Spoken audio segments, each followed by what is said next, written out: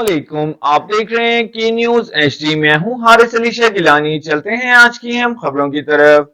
ले जाने जाना Quality product by Khadim's Milk Foods, का Sahiwal। है ज़माना।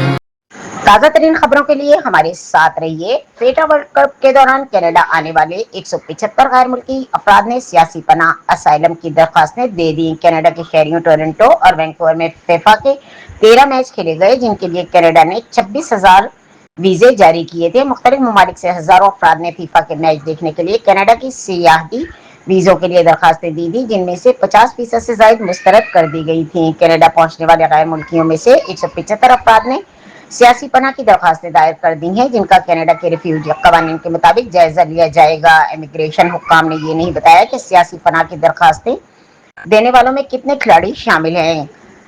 खाना से ताल्लुक रखने वाले 25 अफराद, जबकि मिस्र और कोलंबिया के 15-15 अफराद ने सियासी पनाह की दरखास्तें दी हैं। इस तादाद में इजाफे का भी इम्कान है। इससे कबल कैनेडियन हुक्काम गैर मुल्कियों को खबरदार कर चुके थे कि फीफा के लिए वीजों के हुसूल कनाडा में मुकर्ररा मुद्दत गुजरने के बाद कयाम या सियासी पनाह हासिल करने का दुरुस्त रास्ता नहीं है।